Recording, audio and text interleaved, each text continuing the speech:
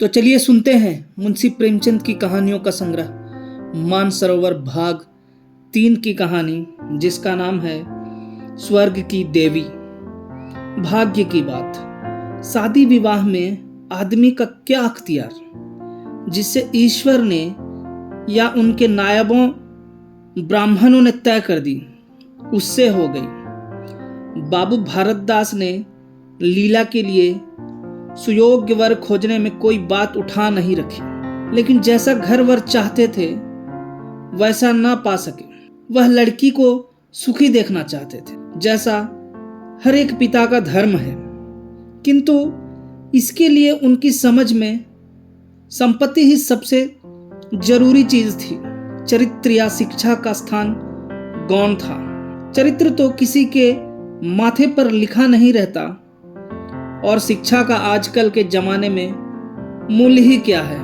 हाँ, संपत्ति के साथ शिक्षा भी हो तो क्या पूछना।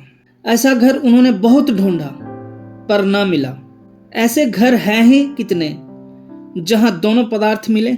2-4 मिले भी तो अपनी बिरादरी के न थे। बिरादरी भी मिली तो जायजा न मिला। जायजा भी मिला तो शर्तें तय न हो सकी। इस तरह मजबूर होकर भारतदास को लीला का विवाह लाला संत सरन के लड़के सीता सरन से करना पड़ा। अपने बाप का इकलौता बेटा था, थोड़ी बहुत शिक्षा भी पाई थी, बातचीत सलीके से करता, मामले मुकदमे समझता था और जरा दिल का रंगीला भी था। सबसे बड़ी बात यह थी कि रूपवान, बलिष्ठ, प्रसन्न मुख, साहसी आदमी था। मगर विचार वही बाबा आदम के जमाने के थे। पुरानी जितनी बातें हैं सब अच्छी, नई जितनी बातें हैं सब खराब। जायदाद के विषय में जमींदार साहब नए नए दफों का व्यवहार करते थे। वहां अपना कोई अख्तियार न था, लेकिन सामाजिक प्रथाओं के कट्टर पक्षपाती थे। सीता सरन अपने बाप को जो करते या कहते देखता, वही खुद भी कहता और करता था। उसमें खुद सोचने की शक्ति ही न थी। बुद्धि की मंदता बहुधा सामाजिक अनुदारता के रूप में प्रकट होती है।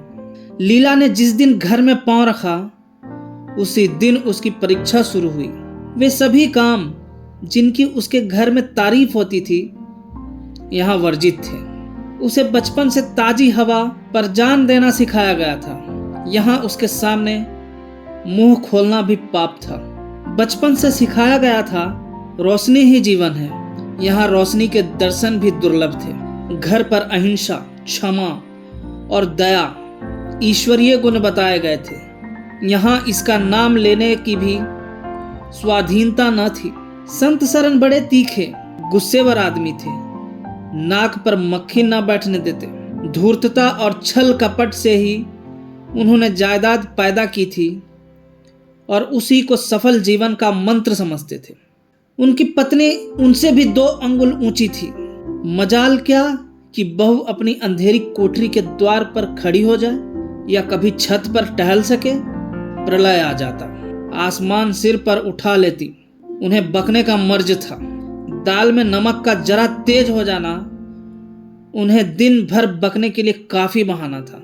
मोटी ताजी महिला थी। छींट का घाघरेदार लहंगा पहने, पानदान बगल में रखे, गहनों से लदी हुई, सारे दिन बरोठे में माची पर बैठी रहती थी।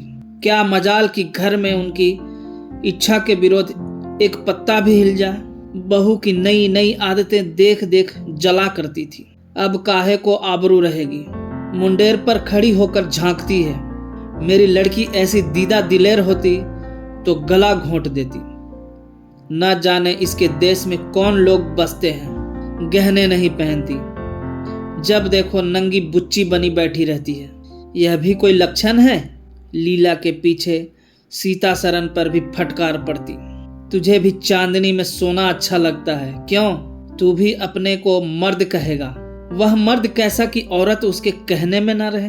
दिन भर घर में घुसा रहता है। मुंह में जबान नहीं है, समझाता क्यों नहीं? सीता सरन कहता, अम्मा जब कोई मेरे समझाने से माने तब तो। माँ, मानेगी क्यों नहीं? तू मर्द है कि नहीं? मर्द वह चाहिए कि कड़ी निगाह से देखे तो औरत कांप उठे। सीता सरन, तुम तो समझाती ही रहती हो।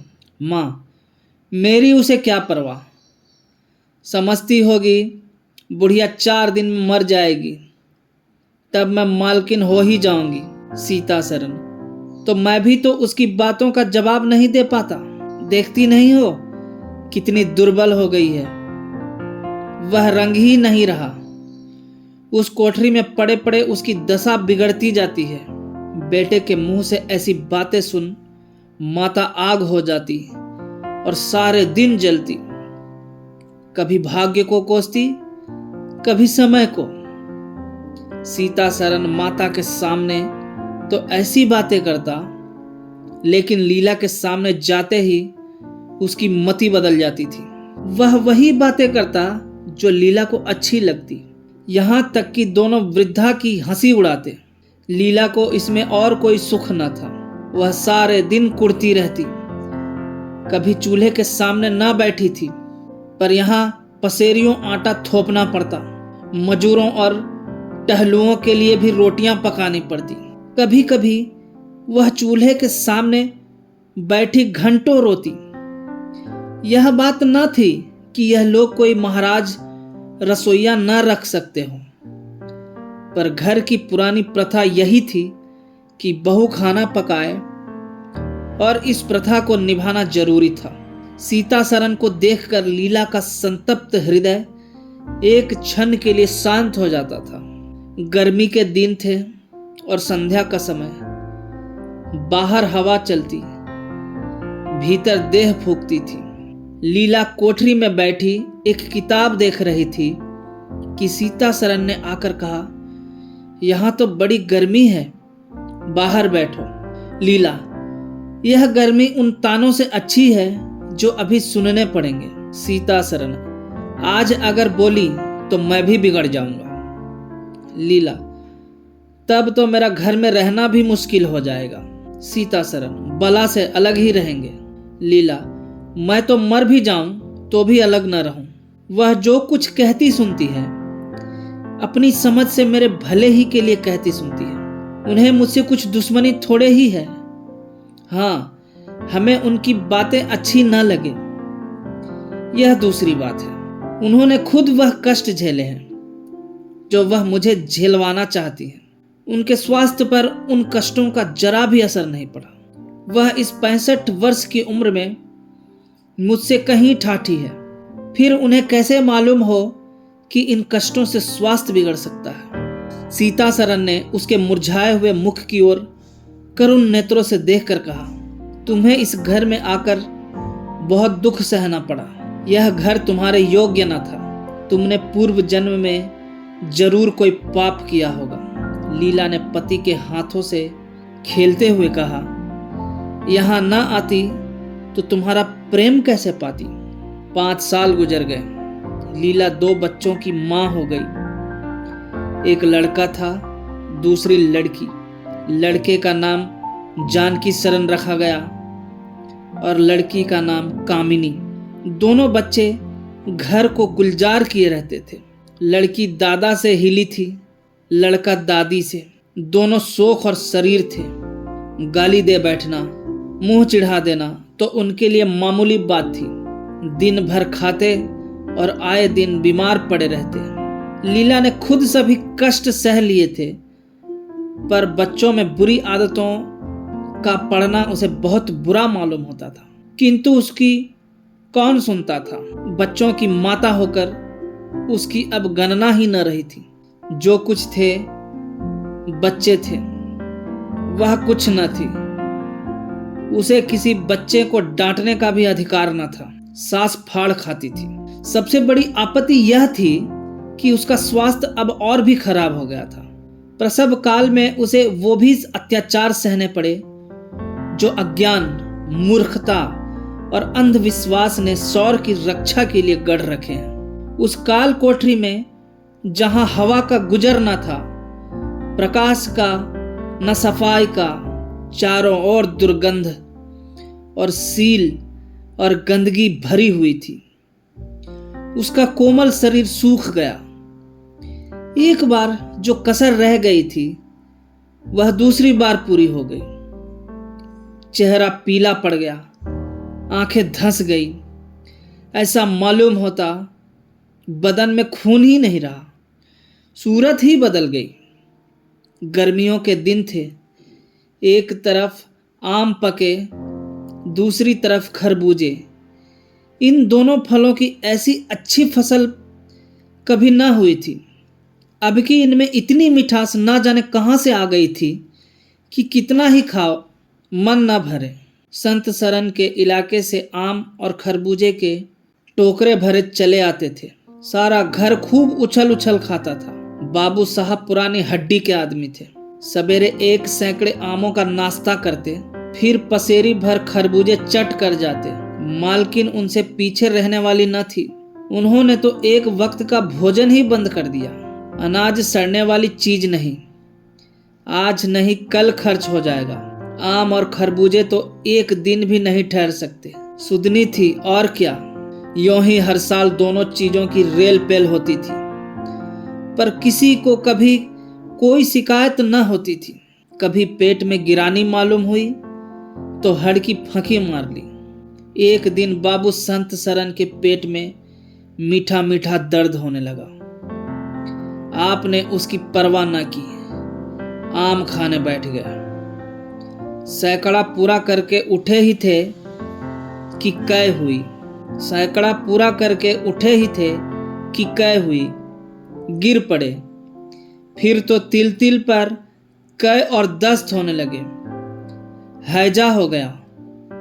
शहर के डॉक्टर बुलाए गए, लेकिन उनके आने के पहले ही बाबू साहब चल बसे थे।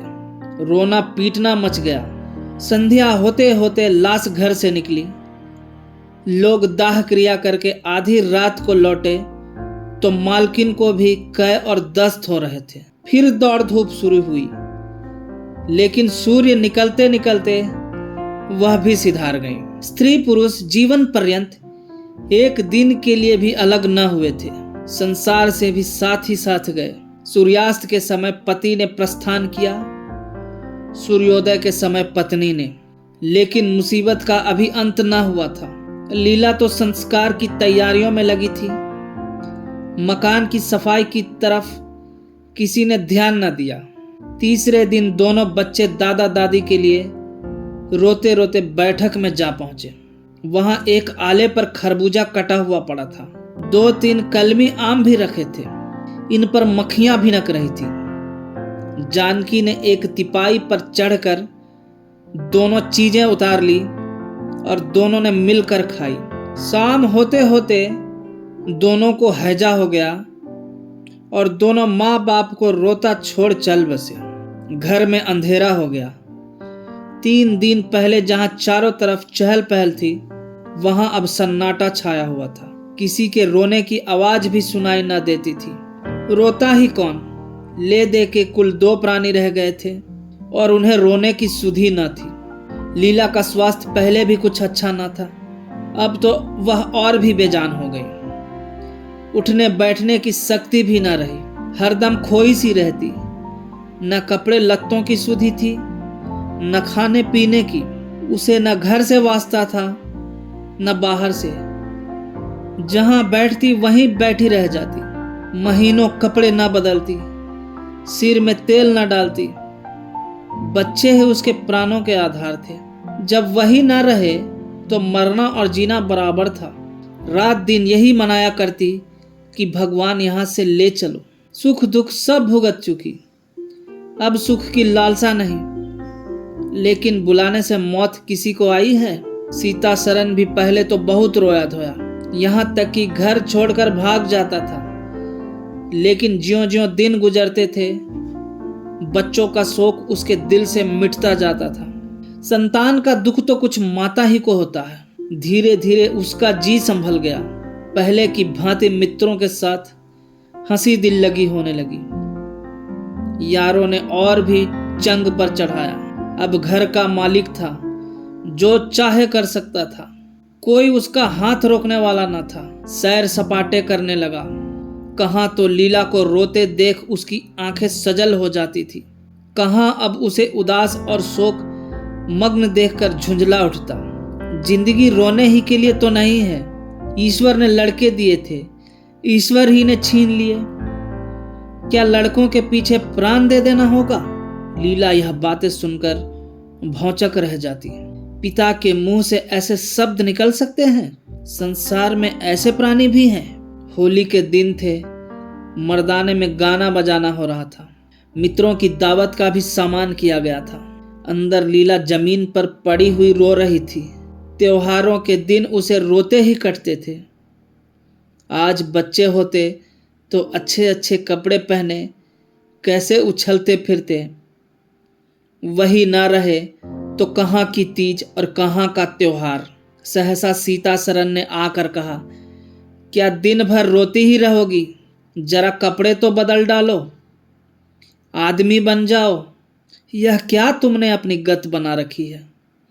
लीला, तुम जाओ अपनी महफिल में बैठो। तुम्हें मेरी क्या फिक्र पड़ी है? सीता सरन, क्या दुनिया में और किसी के लड़के नहीं मरते? तुम्हारे ही सिर यह मुसीबत आई है। लीला, यह बात कौन नहीं जानता।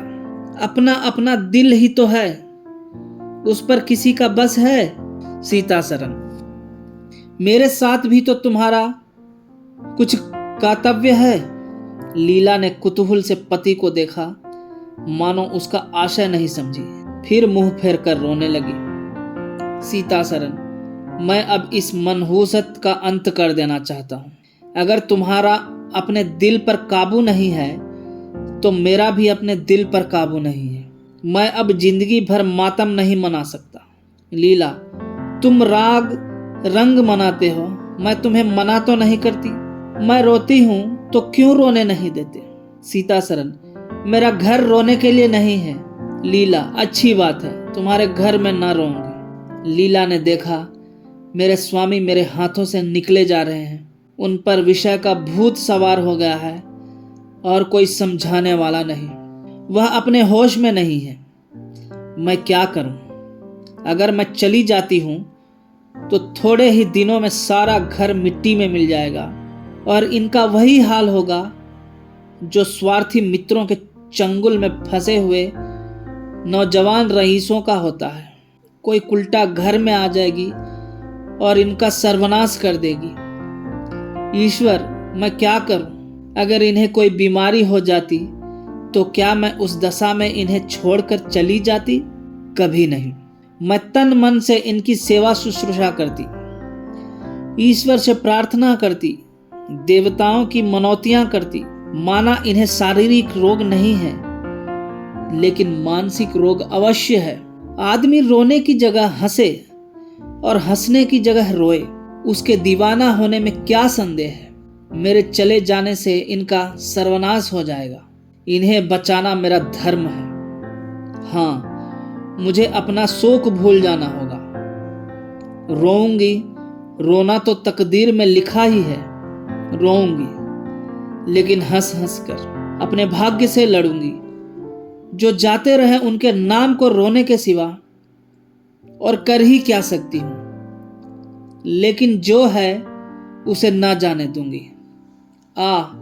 ऐ टूटे हुए हृदय, आज तेरे टुकड़ों को जमा करके एक समाधि बनाऊं और अपने शोक को उसके हवाले कर दूं। ओ रोने वाली आंखें, आओ मेरे आंसुओं को अपनी विहंसित छटा में छिपा लो। आओ मेरे आभूषणों, मैंने बहुत दिनों तक तुम्हारा अपमान किया, मेरा अपराध क्षमा करो। तुम मेरे भले दिनों के साथी हो, तुमने मेरे साथ बहुत विहार किए हैं। अब इस संकट में मेरा साथ दो, मगर दगा ना करना, मेरे भेदों को छिपाए रखना। लीला सारी रात बैठी अपने मन से यही बातें करती रही। उधर मर्दाने में धमा चौकड़ी मची हुई थी। सीता सरन नशे में चूर कभी गाता था, कभी तालियां बजाता था। उसके मित्र लोग भी उसी रंग में रंगे हुए थे। मालूम होता था इनके लिए भोग विलास के सिवा और कोई काम नहीं है। पिछले पहर को महफिल में सन्नाटा हो गया। हू हा की आवाजें बंद हो गई। लीला ने सोचा, क्या लोग कहीं चले गए या सो गए? एकाएक सन्नाटा क्यों छा गया? जाकर दहलीज में खड़ी हो गई और बैठक में झांक कर देखा। सारी देह में एक ज्वाला सी दौड़ गई। मित्र लोग विदा हो गए थे। समाजियों का पता न था। केवल एक रमणी मसनद पर लेटी हुई थी और सीतासरन उसके सामने झुका हुआ उससे बहुत धीरे धीरे बातें कर रहा था। दोनों के चेहरों और आंखों से उनके मन के भाव साफ झलक रहे थे। एक की आंखों में अनुराग था, दूसरी की आंखों में कटाक्ष। एक भोला भाला हृदय एक मायाविनी रमणी के हाथों लुटा जाता था। लीला की संपत्ति को उसकी आंखों के सामने एक छलीनी चुराए लिए जाती थी। लीला को ऐसा क्रोध आया कि इसी समय चलकर इस उल्टा को आड़े हाथ लूं, ऐसा दुत्कारूं कि वह भी याद करे, खड़े खड़े निकाल दूं।